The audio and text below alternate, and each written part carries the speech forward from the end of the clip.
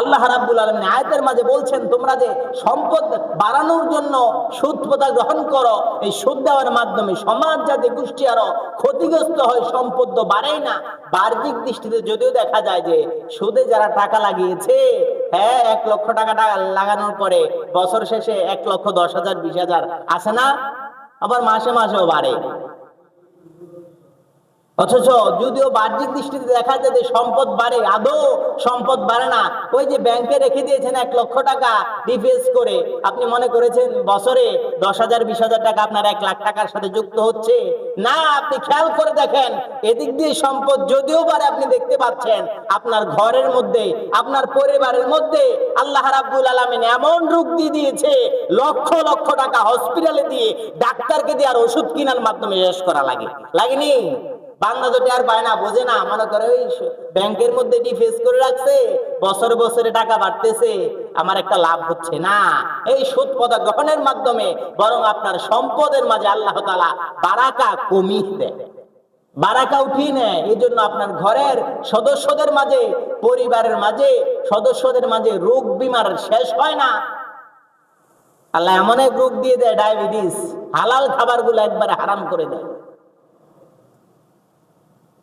আটা রুটি ছাড়া এরপর আর কিসমতে কিছু জোটে না। ডাক্তার বলে দিয়েছে সকাল বিকাল খায় 2 বেলা রুটি খাবেন, শুধু 1 বেলা ভাত খাবেন, ওই সবজি দিয়ে, গরুর গোস্ত ভাত। তো সম্পদ বাড়ায় লাভ কি? কাদের জন্য আপনি সম্পদ বাড়াচ্ছেন? এই সম্পদের মাঝে তো বারাকা, যদিও দেখা যায় বাহ্যিক দৃষ্টিতে সম্পদ বাড়ে, সম্পদ বাড়ে না। ওই অন্য দিক দিয়ে আরো লক্ষ লক্ষ টাকা ডাক্তারের কাছে আর হসপিটালে পরীক্ষা নিতে নিতে শেষ হয়ে যায়। সুতরাং সুদ দেওয়ার মাধ্যমে সম্পদ বাড়ে না, বরং যাকাতের মাধ্যমে আল্লাহ রাব্বুল আলামিন সম্পদের মাঝে আরো বারাকা দান করে দেয়। আল্লাহ রাব্বুল আলামিন করেছেন যাকাতের ব্যবস্থা, আর শয়তান করেছেন সুদের ব্যবস্থা।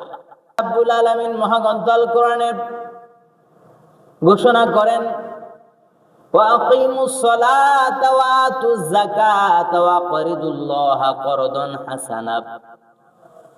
আর তোমরা সালাত কায়েম করো, যাকাত প্রদান করো, আর আল্লাহকে উত্তম ঋণ দাও।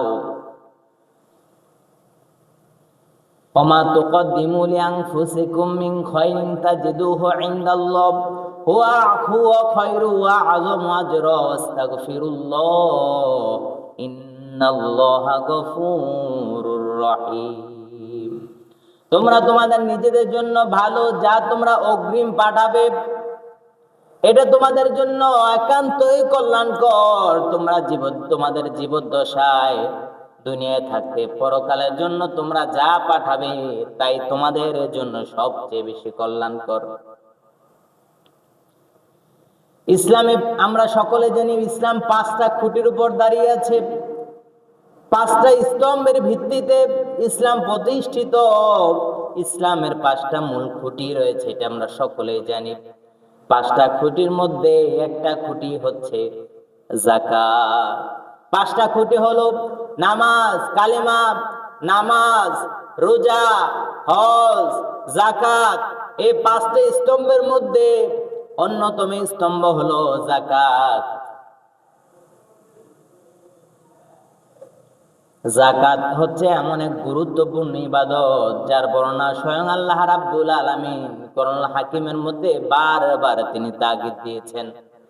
যেখানে আল্লাহ রাব্বুল আলামিন নামাজের কথা বলেছেন, সেখানেই তিনি যাকাতের ঘোষণা দিয়েছেন। যেখানে আল্লাহ রাব্বুল আলামিন নামাজের কথা এনেছেন, সেখানে সাথে সাথে যাকাতের কথাই যুক্ত করে দিয়েছেন। আল্লাহ রাব্বুল আলামিন যেখানে বলেছেন ওয়া আকিমুস সালাত, সাথে সাথে যুক্ত করে দিয়েছেন ওয়া আতুজ যাকাত। যেখানে আল্লাহ রাব্বুল আলামিন নামাজের ঘোষণা দিয়েছেন, সাথে সাথে আল্লাহ রাব্বুল আলামিন যাকাতের কথাও যুক্ত করে দিয়েছেন। সুতরাং নামাজ আর যাকাতের মধ্যে কোনো পার্থক্য নাই। নামাজ যেমন ফরজ, যাকাতও তেমন ফরজ। যদিও আমরা নেশাব পরিমাণ মালের মালিক যারা, নামাজটাকে যেমনি ফরজ মনে করি, কিন্তু যাকাত দেওয়ার ক্ষেত্রে আমরা 9-6 শুরু করে দেই। মনে রাখবেন, আপনার কাছে 102 টাকা, 1200 টাকা, এই হিসাব করে করে পরিপূর্ণ আপনার গোটা সম্পদের জাকাত যদি আপনি পরিপূর্ণ আদায় না করেন, 5 টাকাও যদি কম আদায় করেন, তাহলে আপনার জাকাত পরিপূর্ণ হবে না। পরিপূর্ণ হিসাব করে করে সকল সম্পদের জাকাত পরিপূর্ণভাবে আদায় করা লাগবে। 1 টাকা কম দিলে আপনার জাকাত পরিপূর্ণ হবে না। এই জন্য আমাদের জন্য ফরজ বিধান হলো নামাজের মতোই জাকাতের হুকুমত। জাকাতের হিসাব পরিপূর্ণ হিসাব করে নেশাব পরিমাণ মালের মালিক যারা, তাদের জাকাত দেওয়া লাগবে। কোরআনুল কারীমের মধ্যে অসংখ্য আয়াতের মধ্যে প্রত্যক্ষ এবং পরোক্ষভাবে আল্লাহ রাব্বুল আলামিন মোট 82 জায়গায় তিনি নামাজের কথা এনেছেন। সাথে সাথে নামাজের সাথে সাথে আবার জাকাতের কথা যুক্ত করে দিয়েছেন আল্লাহ রাব্বুল আলামিন। কখনো কখনো জাকাত শব্দ এসেছে স্পষ্ট ভাবে মোট 30 বার, আবার কখনো কখনো ইনফাক শব্দ এনেছেন মোট 43 বার, আবার কখনো কখনো সাদাকা শব্দ ব্যবহার করেছেন মোট 9 বার। এবার মোট 82 বারের উপর আল্লাহ রাব্বুল আলামিন জাকাতের কথা, আল্লাহর রাস্তায় দানের কথা তিনি যুক্ত করে দিয়েছেন। কখনো কখনো ইনফাক শব্দ দ্বারা, কখনো কখনো সরাসরি জাকাত শব্দ দ্বারা, কখনো কখনো সাদাকা শব্দ দ্বারা আল্লাহ রাব্বুল আলামিন মোট 82 বার জাকাতের কথা এনেছেন। যেখানে তিনি নামাজের কথা বলেছেন, সেখানে তিনি জাকাতের কথা যুক্ত করে দিয়েছেন। সুতরাং নামাজ আর জাকাতের মধ্যে কোনো পার্থক্য নেই। নামাজ যেমন ফরজ, জাকাতও তেমন ফরজ। জাকাত শব্দটি হচ্ছে আরবি, এর দুটি অর্থ পাওয়া যায়। 1 নম্বর অর্থ হলো তাহারা, পবিত্রতা এবং পরিচ্ছন্নতা। 2 নম্বর অর্থ হলো আন্নামা ওয়া জিয়াদা, বের হওয়া, বেড়ে যাওয়া, বৃদ্ধি পাওয়া। একম অর্থের দিকে যদি আমরা তাকাই, আত-তাহারা, এদিকে খেয়াল করলে আবার 2টা অর্থ পাওয়া যায়। পবিত্রতা, পরিচ্ছন্নতা, কি পবিত্র হয়, কি পরিচ্ছন্ন হয়। জাকাত শব্দের অর্থ হলো তাহারাত।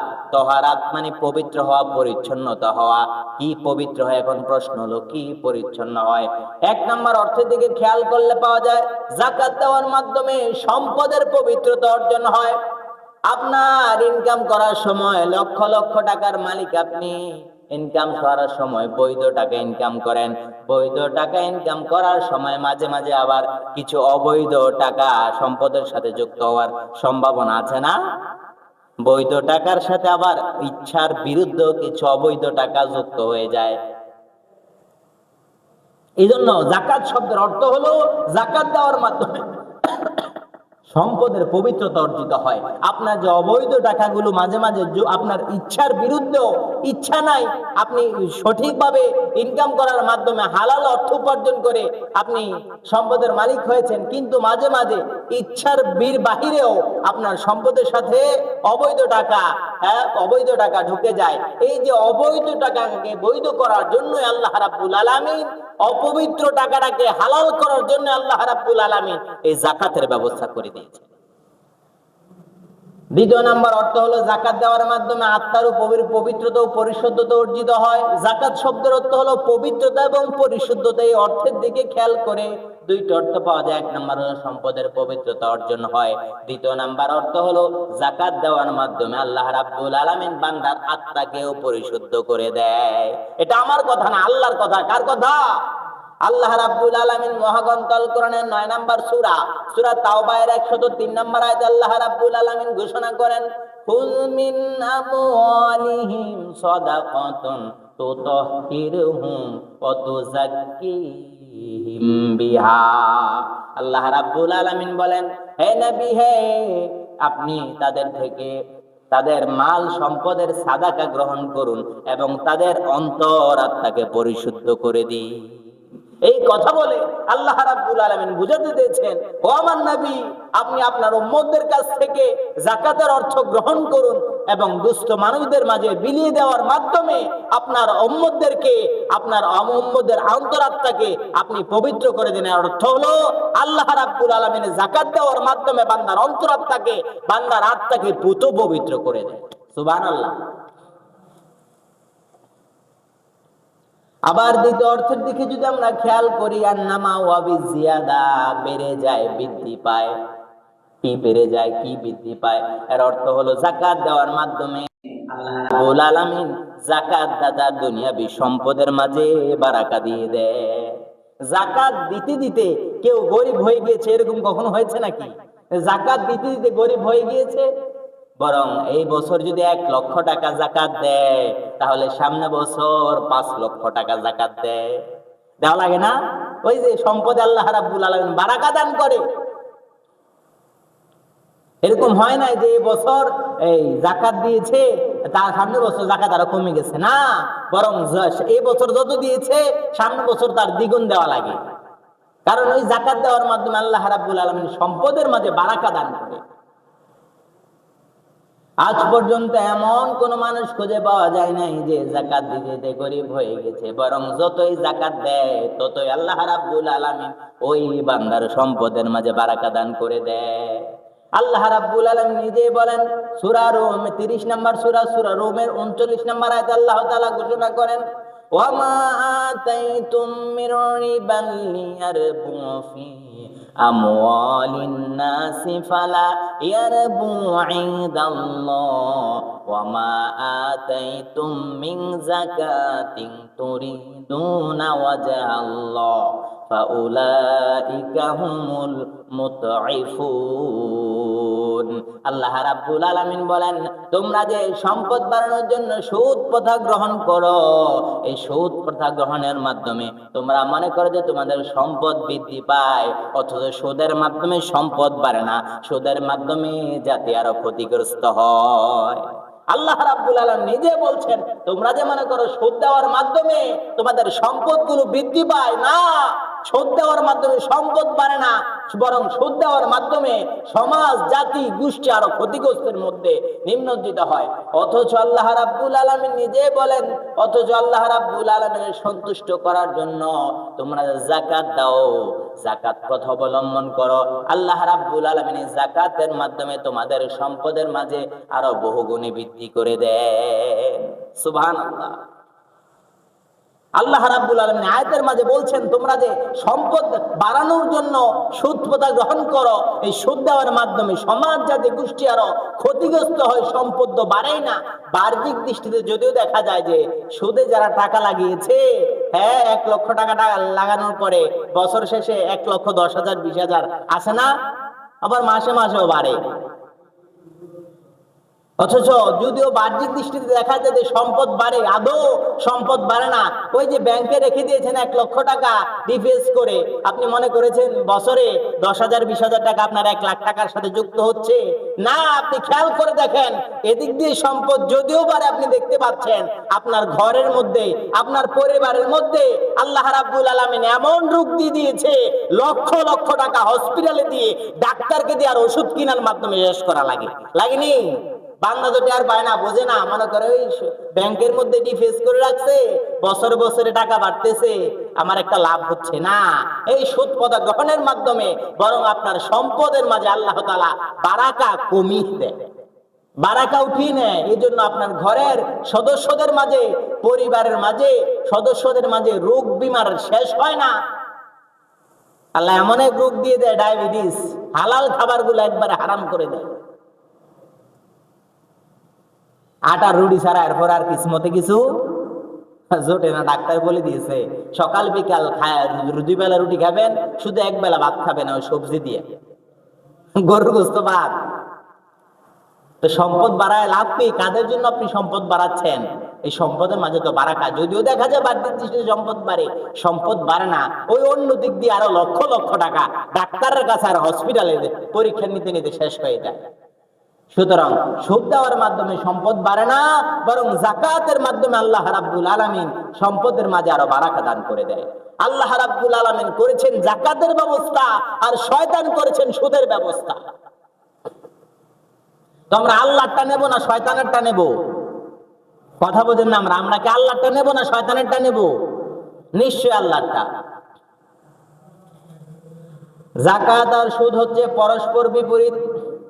যাকাত হচ্ছে ধনীদের কাছ থেকে নিয়ে গরিবদের মাঝে বিতরণ করে দেওয়া, গরিবদেরকে আরো স্বাবলম্বী বানানো। আর সুদ হচ্ছে গরিবদের কাছ থেকে নিয়ে ধনীদের আরো বেশি স্বাবলম্বী হয়। যাকাত আর সুদ পরস্পর একেবারে বিপরীত। জাকাতের মাধ্যমে ধনীদের থেকে জাকাত পথ অবলম্বন করে গরিবদেরকে স্বাবলম্বী করানো হয়। আর সুদ হচ্ছে এমন একটা প্রক্রিয়া যেটা গরিবদের কাছ থেকে নিতে নিতে নিতে নিতে তাদের ভিটে বাড়ি পর্যন্ত একেবারে শেষ করে দেওয়া লাগে। যারা আল্লাহর রাস্তায় দান করে, জাকাত দেওয়ার মাধ্যমে আল্লাহর রাস্তায় আল্লাহ সন্তুষ্টি পাওয়ার জন্য তো আমরা জাকাত দিই, তাই না? আল্লাহ সন্তুষ্টি পাওয়ার জন্য যারা আল্লাহর রাস্তায় দান করবে তাদের সম্পদ আল্লাহ রাব্বুল আলামিন কিভাবে আরবিয়ার দেয়? আল্লাহ রাব্বুল আলামিন 2 নম্বর সূরা বাকারার 261 নম্বর আয়াত আল্লাহ রাব্বুল আলামিন নিজে ঘোষণা করেন, যারা আল্লাহর রাস্তায় খরচ করে তাদের উদাহরণ হলো ওই কৃষকের মতো, যে কৃষক একটা ধানের বীজ বপন করলো, একটা ধানের বীজ থেকে 60টা ধানের শীষ রূপান্তরিত হলো। এই 60টা ধানের শীষের মধ্যে আল্লাহ রাব্বুল আলামিন 700 ধান দিয়ে কৃষকের গোলা ভরিয়ে দেন। সুবহানাল্লাহ। একটা হালি লাগানোর পরে, হালি বলেন না আপনারা, হালি চারা, ধানের চারা লাগানোর পরে এই একটা ধানের বীজ থেকে, একটা ধানের শীষ থেকে আল্লাহ একটা ধানের বীজ থেকে 60টা শীষে পরিণত করে দেয়। এই 60টা শীষের মাধ্যমে আল্লাহ রাব্বুল আলামিন 700 তার চাইতেও বেশি ধান দিয়ে কৃষকের গোলা আল্লাহ রাব্বুল আলামিন ভরিয়ে দেয়। উদাহরণ দিচ্ছেন আল্লাহ রাব্বুল আলামিন। আল্লাহর রাস্তায় যারা দান করবে তার এর চাইতেও বেশি কি পরিমাণ যে আল্লাহ তাআলা দিবে তার কোনো হিসাব নাই। বান্দা দিতে দিতে বান্দার সম্পদ ফুরিয়ে দিতে পারে, কিন্তু আল্লাহ দিলে আল্লাহর সম্পদ কখনো ফুরাবে না। এই জন্য আল্লাহর দিকে মোতাওয়াজ্জহ হবো। আল্লাহ তাআলা আমাদেরকে তৌফিক দান করুক, আমরা বলি আমিন। ইসলামে জাকাতের অবস্থান কোথায়? ইসলামে জাকাতের অবস্থান খুবই গুরুত্বপূর্ণ। আল্লাহর হাবিব সাল্লাল্লাহু আলাইহি ওয়াসাল্লাম বলেন বুখারীর বর্ণনায়, বুনিয়াল ইসলামু আলা খামসিন শাহাদাতিন আল্লা ইলাহা ইল্লাল্লাহ ওয়া আন্না মুহাম্মাদুর রাসূলুল্লাহ ওয়া ইকামাস সালাহ ওয়া ইতাইজ যাকাত ওয়াল হজ্জ ওয়া সাওম রমাদান। আল্লাহর হাবিব সাল্লাল্লাহু আলাইহি ওয়াসাল্লাম বলেন, ইসলামে জাকাতের অবস্থান হলো, ইসলামে জাকাতের ভূমিকা হলো, জাকাত হলো ইসলামের এমন গুরুত্বপূর্ণ একটি বিধান যা জাকাত ফরজ হওয়ার পর কেউ যদি তা অস্বীকার করে তার হুকুম হচ্ছে সে কাফের হয়ে যায়। বিশ্বনবী বলছেন বুনিয়াল ইসলামু আলা খামসিন, ইসলামের খুঁটি, ইসলামের স্তম্ভ হচ্ছে 5টা। কালিমা, এক নম্বর হচ্ছে শাহাদাত আল্লাহ ইলাহা ইল্লাল্লাহ, এইভাবে বলে সাক্ষ্য দেওয়া যে আল্লাহ তাআলা ছাড়া কোনো ইলাহ নেই, মুহাম্মদুর রাসূলুল্লাহ সাল্লাল্লাহু আলাইহি ওয়াসাল্লাম আল্লাহর বান্দা এবং রাসূল। দ্বিতীয় নাম্বার হচ্ছে ইকামাস সালাত, সালাত প্রতিষ্ঠা করা, নামাজ কায়েম করা। তৃতীয় নাম্বার হচ্ছে যাকাত প্রদান করা। চতুর্থ নাম্বার হচ্ছে হজ ব্রত পালন করা।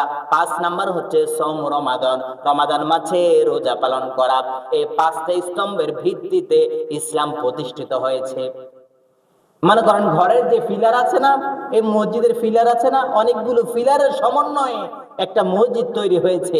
মাঝখানে মোটা মোটা 2টা ফিলার দিছেনি। ইসলামে রাসূল সাল্লাল্লাহু আলাইহি সাল্লামে যাকাত এনেছেন, সকল যে 5টা খুঁটি আছে 5টা খুঁটির মাঝখানে এনেছেন যাকাতকে। কালেমা, নামাজ, যাকাত, তারপরে হজ, তারপরে রোজা, মাঝখানে এনেছেন যাকাতকে। রাসূল সাল্লাল্লাহু আলাইহি সাল্লাম এখানে বুঝাতে চেয়েছেন যে একটা তাবু টাঙানোর সময় 4 কোণায় 4টা খুঁটি দিলে সেই তাবুটা টাঙানো হয়, কিন্তু তার তাবুটা পরিপূর্ণ হয় না যখন মাঝখানে একটা খুঁটি দিয়ে তাবুর মাথাটাকে উঁচু করে দেয়। তাবু যখন টাঙায় দেখছেন না আপনারা, 4 কোণায় 4টা খুঁটি দেয়, মাঝখানে একটা খুঁটি দিয়ে তাবুর মাথাটাকে উঁচু করে দেয়। ঠিক তেমনি ভাবে জাকাত, আল্লাহ রাসূল সাল্লাল্লাহু আলাইহি সাল্লাম এই হাদিসের মধ্যে জাকাতকে মাঝখানে আনার অর্থ হলো জাকাত দেওয়ার মাধ্যমে একটা সমাজের মাঝে, একটা দেশের মাঝে মুসলমানরা যদি মাথা উঁচু করে দাঁড়াতে চায় তাহলে তারা যেন জাকাত প্রথা অবলম্বন করে, জাকাত ভিত্তিক সমাজ ব্যবস্থা পরিচালনা করে, জাকাত ভিত্তিক রাষ্ট্র ব্যবস্থা পরিচালনা করে। তাহলে একটা দেশ, একটা সমাজ, একটা জাতি মাথা উঁচু করে দাঁড়াতে পারবে। আমরা সুদ ভিত্তিক সমাজ ব্যবস্থা পরিচালনা করছি, এই জন্য মুসলমানরা দিন দিন অধঃপতনের দিকে যাচ্ছে। যদি আমরা যাকাত ভিত্তিক সমাজ ব্যবস্থা পরিচালনা করতাম তাহলে মুসলমানরা সকল জাতির ঊর্ধ্বে মাথা উঁচু করে বিশ্বের বুকে দাঁড়াতে পারত। যাকাত ইসলামের এমন গুরুত্বপূর্ণ একটি বিধান যে যাকাত ফরজ হওয়ার পরে কেউ যদি যাকাতের বিধানকে অস্বীকার করে তাহলে সরাসরি কাফির হয়ে যায়। আবু বকর রাদিয়াল্লাহু তাআলা খেলাফতের সময় তিনি যখন খলিফা ছিলেন, ইসলামের প্রথম খলিফা, তখন যারা যাকাত দিতে অস্বীকার করেছিল, সাইয়েদনা আবু বকর রাদিয়াল্লাহু তাআলা সরাসরি তাদের বিরুদ্ধে জিহাদ ঘোষণা করেছে। বুখারীর বর্ণনায়, মুসলিমের বর্ণনায় সাইয়েদনা আবু বকর রাদিয়াল্লাহু তাআলা আনহু বলেন, ওয়াল্লাহি লা উকাতিলান্না মিন ফাররাকা বাইনাস সালাতি ওয়াজ যাকাতি। সাইয়েদনা আবু বকর রাদিয়াল্লাহু তাআলা আনহু বলেন, আমি আল্লাহর নামে শপথ করে বলছি যে রবের হাতে আমার প্রাণ, যারা সালাত, যারা নামাজ এবং যাকাতের মধ্যে পার্থক্য করে, অবশ্যই অবশ্যই আমি তাদের বিরুদ্ধে যুদ্ধ ঘোষণা করলাম। সাইয়েদনা আবু বকর বলেন, যারা নামাজ এবং যাকাতের মধ্যে পার্থক্য করে, অবশ্যই আমি আবু বকর তাদের বিরুদ্ধে জিহাদের ঘোষণা দিলাম। আল্লাহ রাব্বুল আলামিন যেখানে নামাজের কথা বলেছেন সেখানে যাকাতের হুকুমত এনেছেন, যেখানে তিনি নামাজের কথা বলেছেন সেখানে তিনি যাকাতের কথা যুক্ত করে দিয়েছেন। আবু বকর রাদিয়াল্লাহু তাআলা এটাই বলছেন, আল্লাহ তাআলা যেটাকে একসাথে রেখেছেন, কোন মানুষ যদি যাকাত এবং নামাজকে আলাদা করতে চায়, তাহলে আমি আবু বকর তাদের বিরুদ্ধে জিহাদের ঘোষণা দিলাম। আবার তিনি বলেন, ওয়াল্লাহি লাউ মানাআনি ক্বালান কানা ইয়াউদ্দুনাহা ইলা রাসূলিল্লাহি সাল্লাল্লাহু আলাইহি ওয়াসাল্লাম লা ক্বাতালতুহা আলা মানইহা। সাইয়েদনা আবু বকর আরো বলেন, আমি আরো আল্লাহর নামে শপথ করে বলছি, যারা নবীদের যুগে উটের গলার রশি পরিমাণ আল্লাহর রাস্তায় যাকাত দিয়েছে, তারা যদি এখন আবার যাকাত দিতে অস্বীকৃতি জানায়, আমি আবু বকর তাদের বিরুদ্ধে যুদ্ধের ঘোষণা দিলাম। যারা নবীজির যুগে উটের গলার রশি পরিমাণ যাকাত দিয়েছে, এখন যদি তারা যাকাত দিতে অস্বীকার করে, আমি আবু বকর তাদের বিরুদ্ধে জিহাদের ঘোষণা দিলাম। সুতরাং যাকাত আর নামাজ আর যাকাতের মধ্যে কোনো পার্থক্য নাই, এবং যাকাতে হুকুম যারা অস্বীকার করবে, আল্লাহ রাব্বুল আলামিনের পক্ষ থেকে ঘোষণা, তারা কাফির হয়ে যাবে। এই জন্য একটি ইসলামী রাষ্ট্রের প্রধানকে 4টি দায়িত্বের ব্যাপারে আল্লাহ রাব্বুল আলামিন ঘোষণা দিয়েছেন। কোন জাতি যখন কোন মুসলমান রাষ্ট্রের প্রধান যখন হয়, ওই রাষ্ট্রপ্রধানকে আল্লাহ রাব্বুল আলামিন 4টি ঘোষণা দিয়েছেন, 4টি দায়িত্ব দিয়েছেন। 1 নাম্বার, আল্লাহ রাব্বুল আলামিন নিজে ঘোষণা করেন, আল্লাযীনা ইম্মাক্কান্নাহুম ফিল আরদি আকামুস সালাতা ওয়া আতাউয যাকাতা ওয়া আমারু বিল মা'রুফ ওয়া নাহাউ আনিল মুনকার ওয়ালিল্লাহি আকিবাতুল উমুর।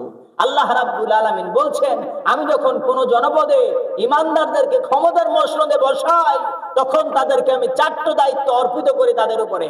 1 নম্বরে দায়িত্ব হলো গোটা সমাজ আর রাষ্ট্রে তারা নামাজ প্রতিষ্ঠা করবে, নিজে নামাজ পড়বে, নিজে নামাজের আন্দোলন করবে, যারা নামাজ পড়ে তাদেরকে তারা সমর্থন করবে। 1 নম্বর রাষ্ট্রের প্রধানের দায়িত্ব হলো তারা নিজের নামাজ পড়বে এবং গোটা সমাজ এবং রাষ্ট্রে নামাজ কায়েমের আন্দোলন করবে। 2 নম্বর দায়িত্ব হলো, আল্লাহ রাব্বুল আলামিন বলছেন, তারা সুদ ভিত্তিক অর্থনীতির পরিবর্তে তারা যাকাত ভিত্তিক অর্থনীতির ব্যবস্থা প্রচলন করবে। সুদ ভিত্তিক প্রথা দূরে ঠেলে দিয়ে তারা নামাজ যাকাত ভিত্তিক অর্থনীতির সমাজ ব্যবস্থা তারা চালু করবে। 3 নাম্বার দায়িত্ব হলো, আল্লাহ রাব্বুল আলামিন বলছেন, সৎ কাজের তারা আদেশ করবে, ভালো কাজের আদেশ করবে, নিজেরাও ভালো কাজ করবে এবং মানুষদেরকেও ভালো কাজের কথা বলবে। 4 নাম্বার দায়িত্ব হলো, এবং অন্যায় কাজ নিজেও করবে না, অন্যায়কারীকে তারা সমর্থনও করবে না। এই 4টা দায়িত্ব একজন মুসলিম জাতির নেতা যিনি হবেন, তাকে আল্লাহ রাব্বুল আলামিন 4টি দায়িত্ব দিয়েছে। সে যদি সমাজের নেতা হয়, তাহলে ওই 4টি দায়িত্ব অর্পিত হবে তার উপরে। সে যদি জেলার দায়িত্ব পায়, তাহলে আল্লাহ রাব্বুল আলামিনের 4টা দায়িত্ব তাকে দিয়েছেন। সে যদি দেশের প্রধানমন্ত্রী হয়, তাহলে আল্লাহ রাব্বুল আলামিন এই 4টা দায়িত্ব ওই ব্যক্তিকে দিয়েছেন।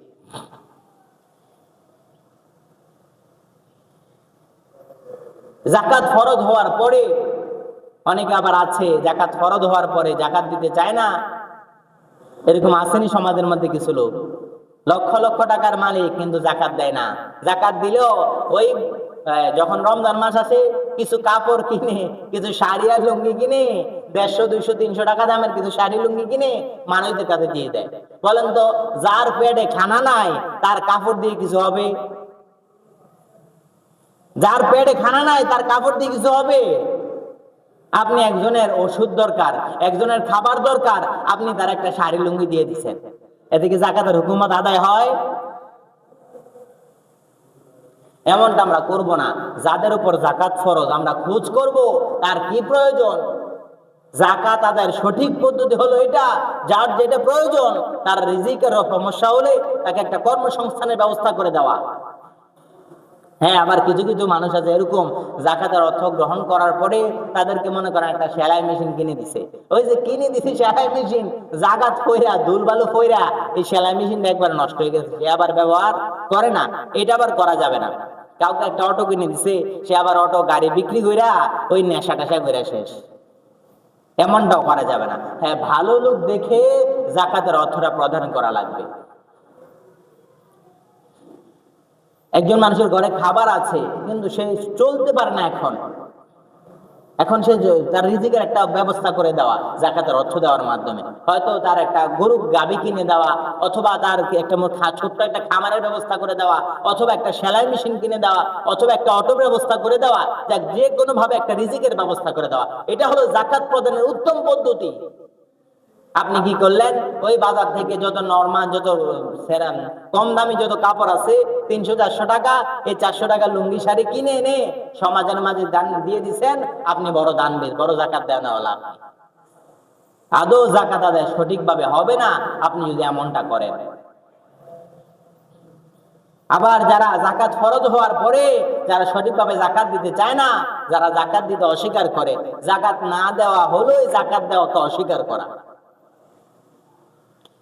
তাদের ব্যাপারে স্বয়ং আল্লাহ রাব্বুল আলামিন মহাগ্রন্থ আল কোরআনে সূরা 9 নম্বর সূরা তাওবার 34 এবং 35 নম্বর আয়াতে আল্লাহ রাব্বুল আলামিন বলছেন, ওয়াল্লাযীনা ইয়াকনিজুনাল যাহাবা ওয়াল ফিদ্দাতা ওয়ালা ইউনফিকুনাহা ফী সাবিলিল্লাহি ফাবাশশিরহুম বিআযাবিন আলীম।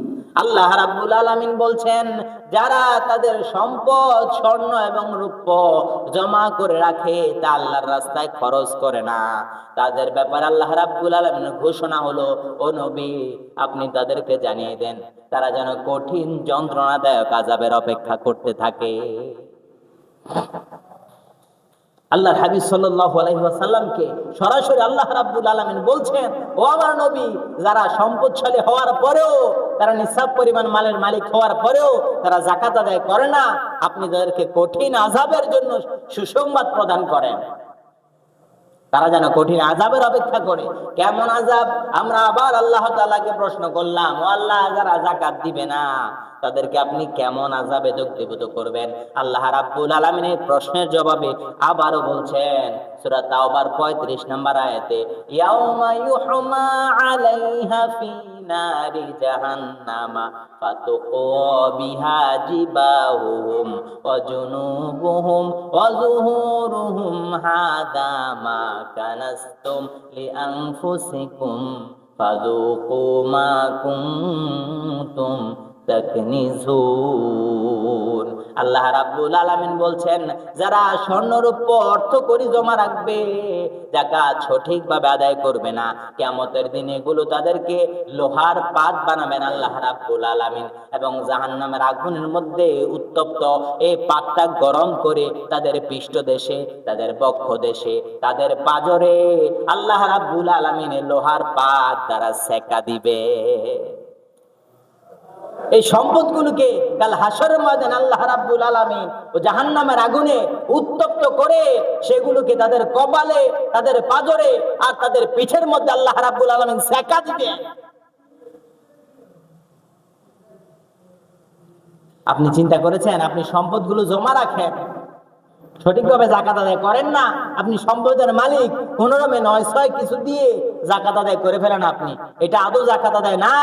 আপনি 5 টাকাও যদি আপনার হিসাবের টাকার থেকে কম দেন, আপনার যাকাত আদায় হবে না। পরিপূর্ণ হিসাব করে, ফাই করে আপনার টাকা যাকাতের হিসাব করে আপনি যাকাতের টাকা আদায় করা লাগবে, নতুবা আল্লাহ রাব্বুল আলামিন এমন শাস্তি আপনাকে দিবে। আবার বুখারীর বর্ণনায় আল্লাহর হাবিব সাল্লাল্লাহু আলাইহি ওয়াসাল্লাম বলছেন, মান আতাহুল্লাহু মালান ফালাম ইউদ্দি যাকাতাহু মুসিলা লাহু ইয়াউমাল কিয়ামা শুজাআন আকরা লাহু যাবিবাতানি ইউতাওয়াকু ইয়াউমাল কিয়ামাতি সুম্মা ইয়াখুযু লিহিজমাতাইহি সুম্মা ইয়াকুলু আনা মালুকা আনা কানজুকা। আল্লাহর হাবিব সাল্লাল্লাহু আলাইহি ওয়াসাল্লাম বলছেন, আল্লাহ যাকে সম্পদ দান করেছে সে যদি তার যাকাত আদায় না করে তাহলে ওই ব্যক্তির সম্পদকে কিয়ামতের দিন ভয়ানক এক বিষধর সাপে রূপান্তরিত করা হবে। যেই সাপের কপালে তিলক বিশিষ্ট সাপ, কালো তিলক বিশিষ্ট সাপ, বিষধর সাপে এই সম্পদগুলোকে তৈরি করা হবে। বিষধর সাপে, যে বিষধর সাপ হাসরের ময়দানে ওই যাকাত না দিলে যে ব্যক্তি দিবে না তাকে ধ্বংসন করতে থাকবে। রাসূল সাল্লাল্লাহু আলাইহি সাল্লাম যে বিষধর সাপের ব্যাপারে বলেন যে এই সাপটা যদি দুনিয়ায় একটা শ্বাস ফেলতো তাহলে দুনিয়ার জমিনে কোনোদিন আর সবুজ সিংহতা জন্ম নিত না। এমন বিষধর সাপ। আপনি যে সম্পদগুলো জমা রাখছেন, যাকাত দিচ্ছেন না, এই যাকাত এই সম্পদগুলোকে আল্লাহ রাব্বুল আলামিন কাল হাসরের ময়দানে বিষধর সাপে রূপান্তরিত করবেন আর আপনার গলার মধ্যে পেঁচিয়ে ওই সাপ আপনার কপালে ধ্বংসন করতে থাকবে আর বলতে থাকবে, আনা কানজুকা আনা মালুকা, আমি তোমার সম্পদ, আমি তোমার জমিয়ে রাখা অর্থ করি। যেগুলো তুমি ভবিষ্যতের জন্য জমা করে রেখেছো তার হিসাব করে সঠিকভাবে যাকাত দাও না। সুতরাং যাদের উপর যাকাত ফরজ আমরা সঠিকভাবে যাকাত আদায় করব তো ইনশাআল্লাহ। আল্লাহ রাব্বুল আলামিন আমাদেরকে আমল করার তৌফিক দান করুক। কোন সম্পদ থাকলে যাকাত দেওয়া লাগবে সংক্ষেপে আমি বলে যাচ্ছি। কোন কোন সম্পদ থাকলে যাকাত দেওয়া লাগবে? এক নাম্বার হলো স্বর্ণ এবং রূপা। 7.5 তোলা স্বর্ণ অথবা 52.5 তোলা রূপা যদি কারো থাকে অথবা সমপরিমাণ নগদ অর্থ যদি কারো থাকে তাহলে আপনার উপর যাকাত ফরজ।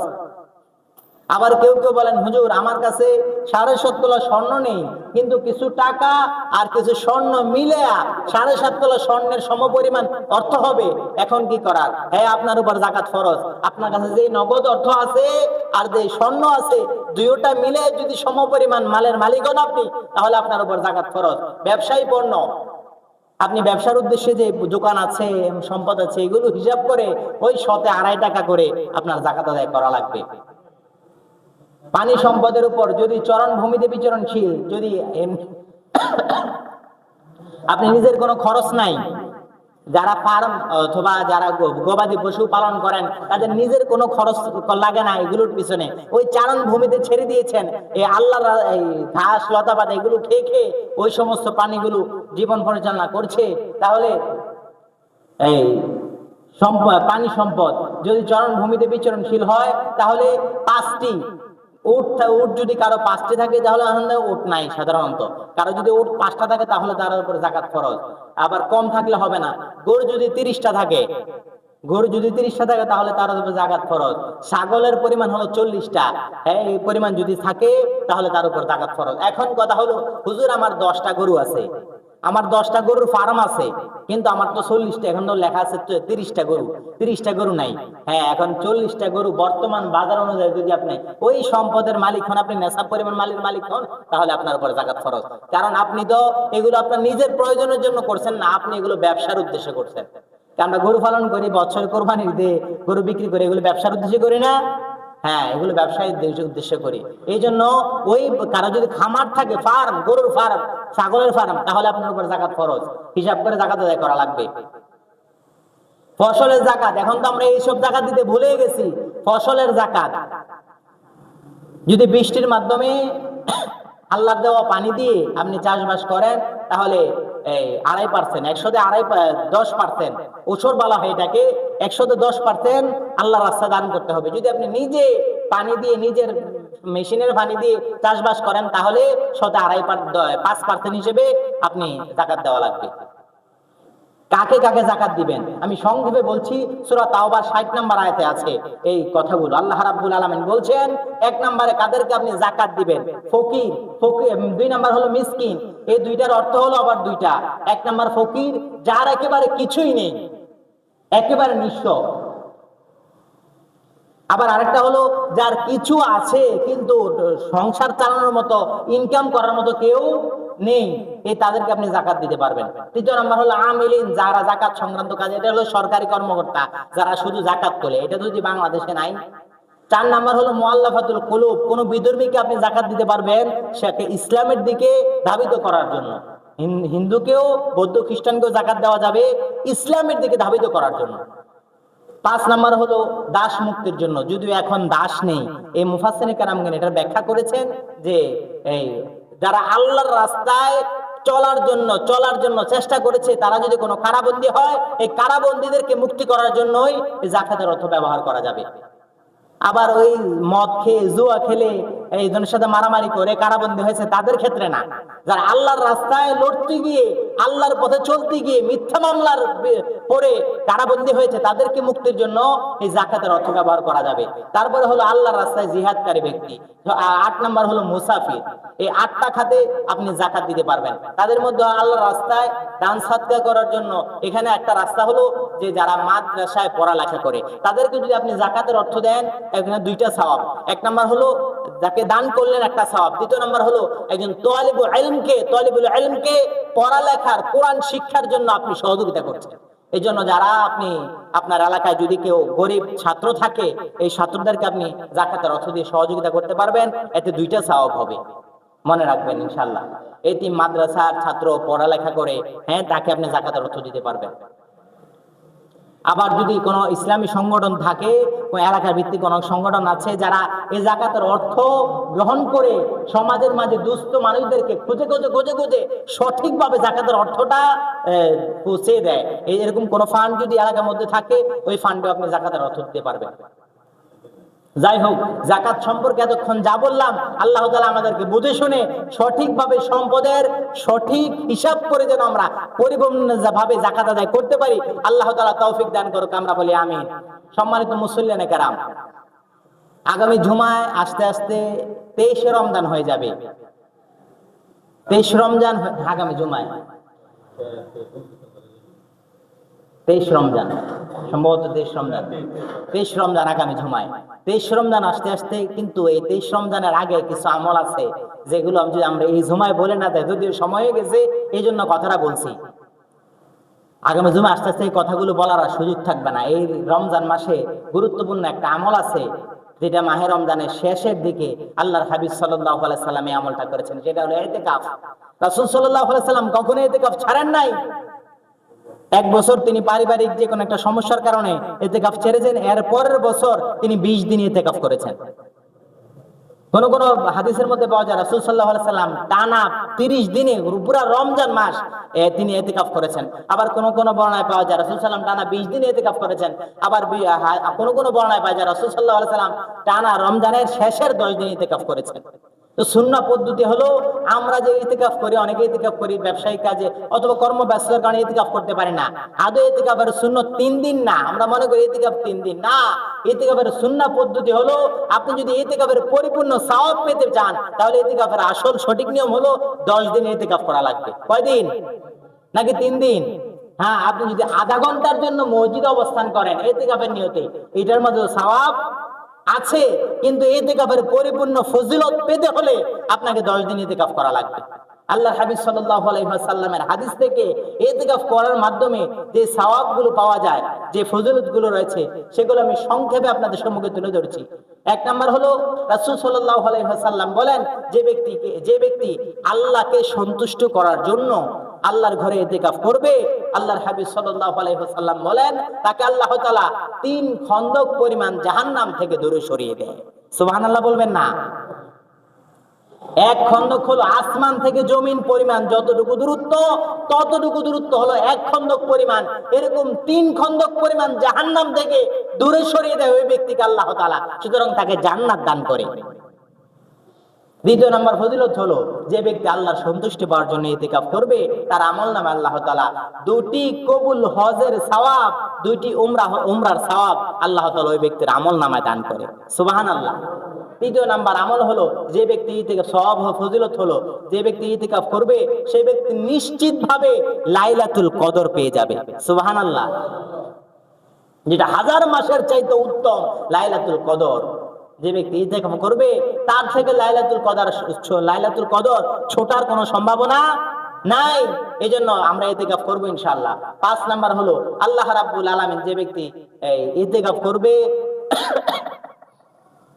ওই ব্যক্তির আমল নামা থেকে আল্লাহ রাব্বুল আলামিন সব গুনাহগুলি একেবারে ধুয়ে মুছে সাফ করে দেয়। সুবহানাল্লাহ। সুতরাং ইতিকাফ করা দরকার আসেনি? রাসূল সাল্লাল্লাহু আলাইহি সাল্লাম কখনো ইতিকাফ ছাড়েন নাই, আর আমরা সেই নবীর উম্মত, আমরা ইতিকাফ করি না। আপনি চিন্তা করেছেন যে নবী কখনো ইতিকাফ ছাড়তেন না, এত ফজিলতপূর্ণ একটা আমল, আর আমরা সেই নবীর উম্মত হয়ে আমরা ইতিকাফ করি না। ইতিকাফ করব তো ইনশাআল্লাহ। আসেন না আল্লাহ বান্দা কেউ যে হুজুর আমি নিয়ত করেছি ইনশাআল্লাহ। কার হায়াত কখন শেষ হয়ে যায় আমরা বলতে পারি না।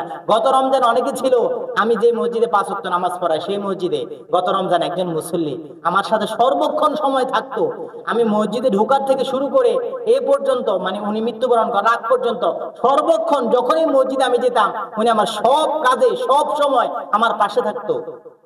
আমি মসজিদে ঢুকলে যার কথা মনে হয় আমার একজন মুসল্লি গত রমজানে আমার সাথে ছিল, কিন্তু এই রমজানে আর নেই।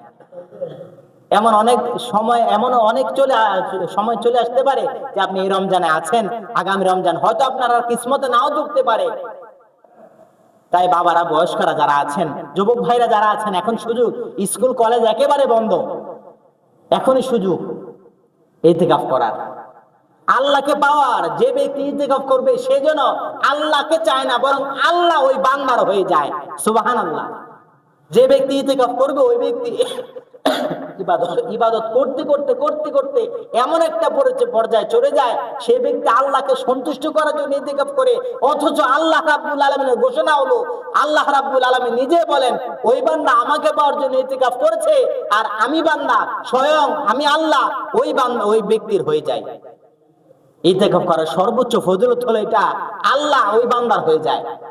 বান্দা যেটাই চায় আল্লাহ তাআলার কাছে, সাথে সাথে ওই বান্দার দোয়া আল্লাহ তাআলা কবুল করে নেয়। তা আসেননি কি আল্লাহর বান্দা যে হুজুর আমি ইতিকাফ করে নিয়ত করেছি, যদি সময় আছে পরে চিন্তা ভাবনা করার সুযোগ আছে, তারপরও আমি চাই দুই একজন, আসেননি কেউ? না ভারী হলির সাথে পরামর্শ করা লাগবে? নিয়ত করে ফেলেন ভাই। যুবক ভাইদের মধ্যে অনেকে আছেন অবসর, একেবারে সময় নেই, একবারে বেহুদা সময়গুলো কাটাচ্ছেন, এই দিকে আপনি নিয়ত করে ফেলেন না ভাই।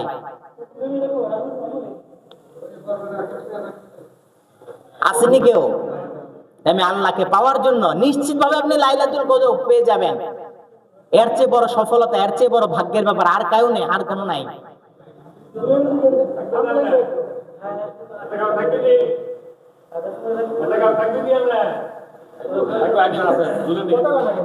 আলহামদুলিল্লাহ, একজন পেয়েছি, আল্লাহ তাআলা কবুল করুক ওনাকে, আমরা বলি আমিন। আর কেউ আছেন? যাই হোক, সুযোগ আছে বলার, আপনার চিন্তা করার আরো কয়েকদিন সুযোগ আছে। আজকে তো 16তম রমজান, আরো 4 দিন সুযোগ আছে। 20তম রমজান, যেদিন 20তম রমজান, এদিন সূর্যাস্তের আগে ইতিকাফকারী মসজিদে প্রবেশ করা লাগবে। মনে রাখবেন, ইতিকাফ যারা করবেন তাদের ব্যাপারে আমার কিছু কথা থাকবে। এটা হলো, গত রমজান আসতে আসতে তো সুযোগ থাকবে না, এখনো বলে যাচ্ছি। এটা হলো ইতিকাফ করবেন শুধুমাত্র আল্লাহর সন্তুষ্টির জন্য, অযথা প্রয়োজন ছাড়া, একান্ত প্রয়োজন ছাড়া কারোর সাথে আপনি কথা বলবেন না। আপনার কাছে অনুরোধ রইল এটা আমার। আপনি ইতিকাফের পরিপূর্ণ ফজিলত পেতে চান, যারা ইতিকাফ করবেন শুধুমাত্র একান্ত প্রয়োজন ছাড়া, পরিবারের লোক, নিকটস্থ লোক ছাড়া আর কারোর সাথে কথা বলবেন না। এটা ইতিকাফকারীর জন্য আমার উপদেশ রয়ে গেল। সর্বশেষ কথা বলে আমার আলোচনা শেষ করছি। এটা হলো যে রাসূল সাল্লাল্লাহু আলাইহি সাল্লাম বলেছেন, তোমরা মাহে রমজানের শেষ দশকে লাইলাতুল কদর তালাশ করো। যেহেতু কথা বললে আলোচনার বিঘ্ন ঘটে, প্লিজ কথা বলবেন না কেউ। আচ্ছা, চিন্তা করে জানাবে এটা আপনাদেরকে। আমি যে কথাগুলো বলছি, সর্বশেষ কথা আমার, আচ্ছা পরবর্তীতে চিন্তা করে জানাবে, কথা বলবেন না এখন, আমার আলোচনা শেষ করে দিচ্ছি।